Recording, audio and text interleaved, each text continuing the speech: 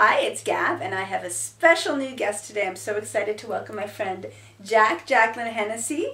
I've been trying to get you on, and I finally got you. She's in hot demand, as you can see why. Oh, yes, for my Nelson Mandela t-shirts. Well, actually. The props are good. That speaks to the movie that we're reviewing. I really wanted to do this one with you because you're a journalist. And why don't you explain what the movie is The Bang Bang Club. Can you tell us what it's about? I would be happy to, and I use the term journalist very loosely. Oh, I don't. But yes, but actually when you first asked me to review The Bang Bang Club, I was a little perplexed. I was almost anticipating that 3D porn movie from Hong Kong. Maybe next time. I was pleasantly surprised it wasn't. But yeah, BBC, as you like to call it, all the cool kids. Bang Bang Club. Right.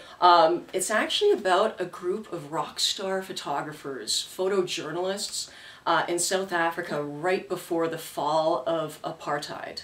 So like 90, beginning of the 90s. True story, by the way. True story, 94, I think. And it's what's interesting about this film is you've got the typical group of like young hot actors, like filling the shoes of actual people. This was based on an autobiography, I believe. Right, two of the photographers, their story. Exactly, who weren't as hot or attractive or good actors.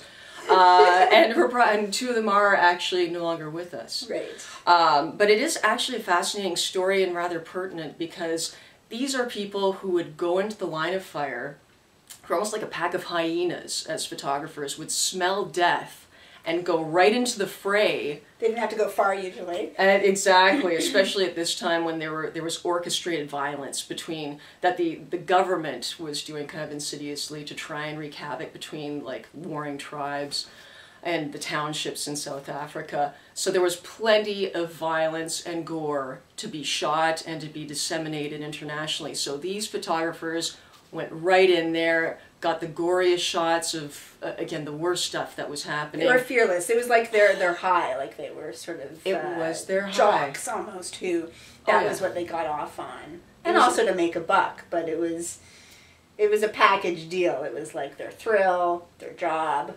Plus profiting from gratuitous violence and, yeah. Yeah, so there's some moral issues in there in terms of, you know, they're starting to be affected by the atrocities that they're witnessing, yet also they're just taking the picture, they're making money off of it, sometimes even embellishing maybe the story behind the picture or what have you, and so they're always in this sort of living in this gray area of, you know, is this right, or, you know, should I intervene, all that sort of stuff that, you know, I'm sure a lot of war correspondents and journalists in other areas, you know, deal with as well. Did you buy that sort of the moral angst of the characters or anything like that? I mean, what did you think of the actual characters? There's two things going on here. There's like the historical stuff going on, and then there's the actual characters, and there's really the one central one, which his name escapes me, played by Ryan Philippe. So we're sort of being guided through this story via his character mostly, and then there's the three others. So it's like, what do you think of the characters? Is this historical stuff? How they do with that? And then also, what did you think of the characters and their stories? Well, I think it's hard for a director to walk that fine line between developing meaningful characters that you care about and trying to give an accurate historical backdrop. Because you can tell there was a concerted effort to show what life was like back then, do it through these very interesting, glamorous, like hard-drinking, fast-living, thrill-seeking photographers. So the action was there.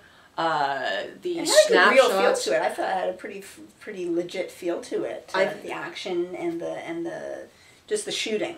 The shooting was brilliant, and I think that was the most powerful part of the film, was the fact that you, especially with the sound in the theater, you felt you were in the line of fire. You could hear the bullets ricocheting. The way they recreated some of those scenes, I mean, it almost felt like on a documentary level. Like, I really was impressed with, I mean, I wasn't there. I don't know how legit it was recreated, but it felt legit. It felt very legit, and I liked the way that the violence itself, these guys were glamorized, the violence was not. It was so realistic. It's where the two worlds collide almost. Where the two worlds collide, and I'm glad because from the very beginning, when you see these guys getting their thrills, getting these shots, making their money, selling the shots to the international press, you really do wonder, wait a sec, they just witnessed somebody being murdered right in front of them. How can they sleep at night?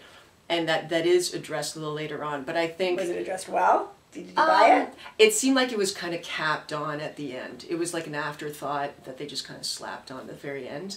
I'm glad they did, though, because there was just too much for them to do and to cover in the film, and it's definitely not a feel-good film. No, definitely not. Wasn't a thigh slap. Definitely, well, no, not really. Well, it depends what you're into. Yeah, I mean, there was definitely, I had those feelings of angst. I've been to South Africa, and if you know anything about the history, and because it was well done, you could really feel, there was very powerful moments like the one with the father explaining what had happened to his son and his wife, and you really are drawn into those moments.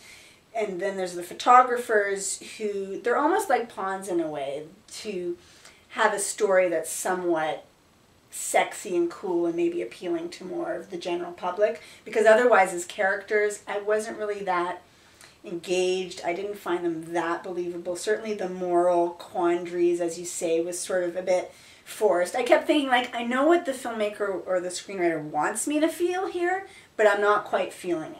Exactly. Like in terms of the emotional, the character arcs and the photographer's stories. Was there an arc? Was there even an arc? There wasn't even really an arc. Not Ryan Phillippe a bit, but yeah, not so much. Not so much. This is one of these films where I describe the arc as basically it's just time driven. Like it starts, and this is what happens during this period of time, and then that period of time is over. That's pretty much the arc.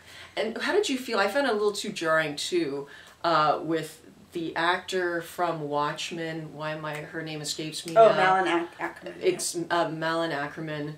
I kept on, that was another thing that was just a nail in the coffin, just kept on reminding me that these were just inserts. These were people who were thrown in as a vehicle to tell a story of, again, a very pertinent and poignant story. It's this comely female character who plays the photo editor of the main paper that the photographers deal with. And yeah, I mean, you could sort of almost tell in the screenwriter's room in California, oh, we need a hot female, we need a love interest, you know. And again, I mean, a real true character because it's a true story, but just the way it was constructed was a little bit hokey, yeah, a little bit forced. I kept seeing her in her bumblebee suit from Watchmen. Okay, that was jarring. I didn't have that problem, but yeah, I had a bit of the eye roll reaction with a little bit of that aspect as well. So we sort of got a duality here. Like there's things that we admire about it, but at the end of the day, it wasn't as pure and powerful as I think it was intended to be, but it also wasn't like Hollywood escapism, which could have been another kind of movie. It was not the best of either of those worlds, if I could. That's my sort of take home from it. I would tend to agree, but if you want the thrill of being in like a war-torn region or being in just in places where most people fear to tread, it's actually a cool ride. It takes you in there. And if you're interested in war coverage, photojournalism, or South African history, anything like that, I definitely would say this would interest you then, because it is a peek into that sort of thing that we don't usually get. So, how many jacks? I would probably give this 2.5 jacks. 2.5 out of 5. Out of 5? Oh, so yeah. Okay, we'll say 3. To be generous. Okay. Yeah, that's exactly what I think I would give it 3 gams. Yeah. Yeah. So, Bang Bang Club has some things going for it. Didn't blow us away. But I'm glad I saw it, and I'm so glad I saw it with you. And I'm so glad I saw it with you. And Amandla Awe too. Oh. As Nelson Mandela. I knew I had you here for a reason, other than just your beauty. Let us know what you think of Jack. If I can have her back. I hope you come back. As usual, thanks for watching.